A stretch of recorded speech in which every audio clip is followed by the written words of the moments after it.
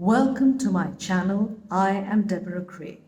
I'm a journalist and I cover a variety of socio-political and human rights issues. This is my first video in my series on climate change. In this video, I will attempt to explain what climate change is. Also, more importantly, the distinction between climate and weather and the distinction between climate change and global warming. Finally, I will try to explain the reasons behind climate change.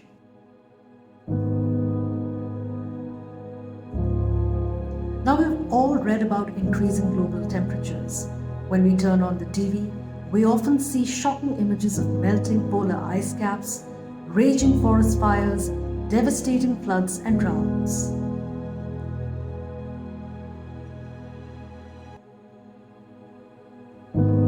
But we have also come across climate change deniers, people who dismiss climate concerns, saying it is all natural and it is just the result of seasonal change.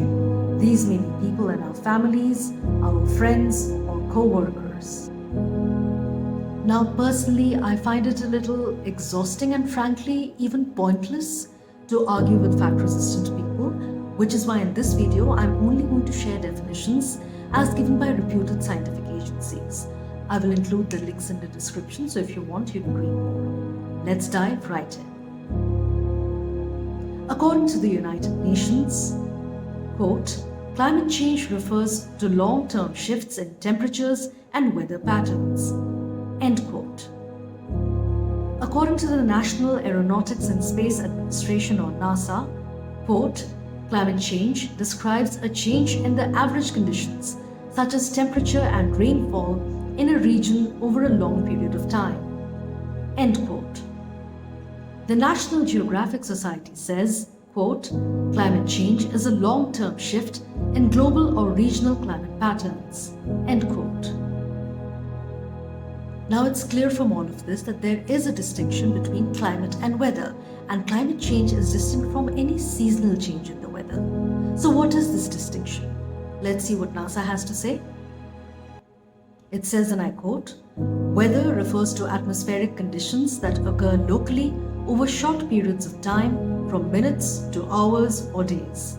Familiar examples include rain, snow, clouds, wind, floods, or thunderstorms, end quote. NASA goes on to say, climate, on the other hand, refers to the long term, usually at least 30 years, regional or even global average of temperature, humidity, and rainfall patterns over seasons, years, or decades, end quote.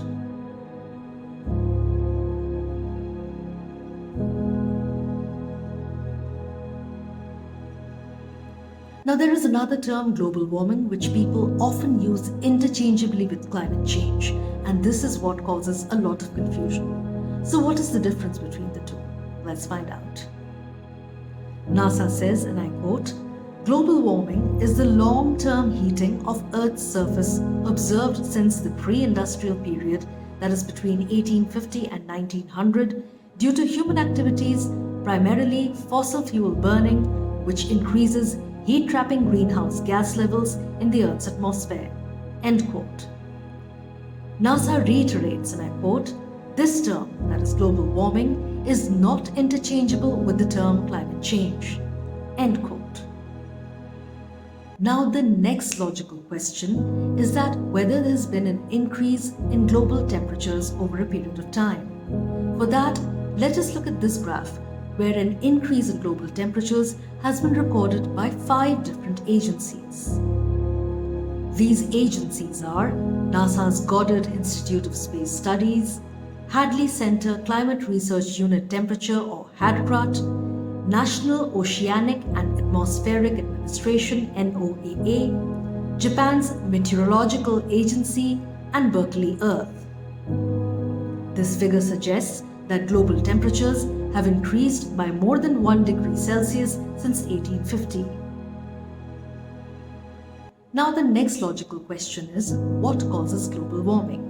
Global warming has many different reasons, including human activity, which releases heat-trapping gases into the atmosphere.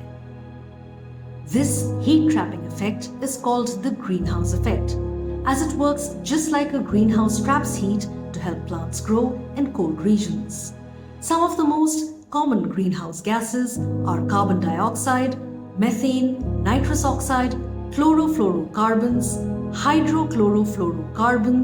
hydrofluorocarbons, and ozone. Now, these greenhouse gases are released due to a variety of human activities. Some of these activities can be controlled, but others cannot. For example, all humans and animals breathe in oxygen and breathe out carbon dioxide. Do we all stop breathing just so we can control global warming? That is not an option now, is it?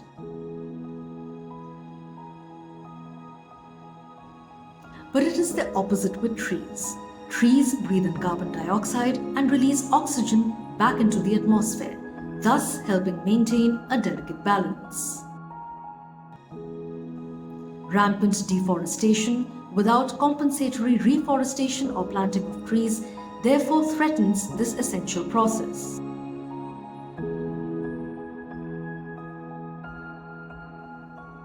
When we digest food and undergo other bodily processes that result in the generation and expulsion of bodily waste, even then we release gases such as carbon dioxide and methane. So it follows that overpopulation would lead to greater expulsion of these gases. This is also seen when we raise animals for use in agriculture or for food, as they also engage in digestion and other bodily processes that expel these gases. This is why there's been an increase in advocacy for switching to plant-based diets.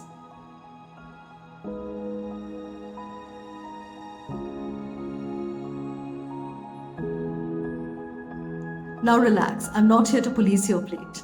It is not my place to tell you what to eat and what not to eat. If you want to switch to a plant-based diet, excellent, go for it. If you don't, it's your choice. But now let's move on to another major reason for global warming, that is burning fossil fuels like petroleum-based products and natural gas.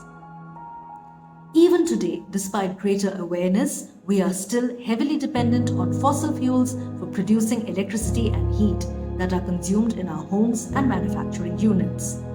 This is why factory chimneys releasing plumes of smoke are still a common sight. We also depend heavily on diesel and petrol or gasoline for fuel for our means of transport. According to the United Nations, and I quote, "Fossil fuels, that is coal, oil and gas, are by far the largest contributors to global climate change, accounting for over 75% of global greenhouse gas emissions and nearly 90% of all carbon dioxide emissions."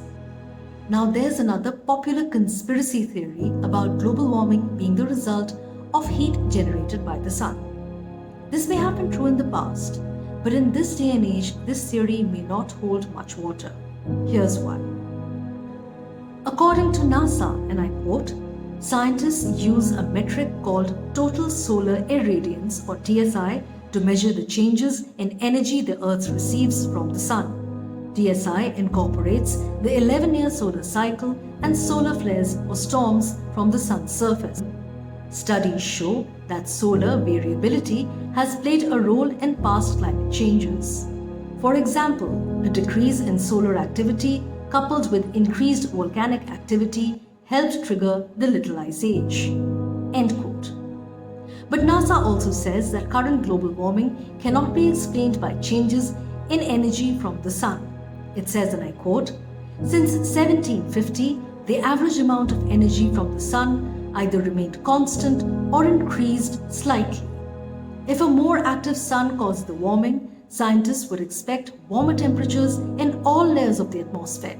Instead, they have observed a cooling in the upper atmosphere and a warming at the surface and lower parts of the atmosphere. That is because greenhouse gases are slowing heat loss from the lower atmosphere."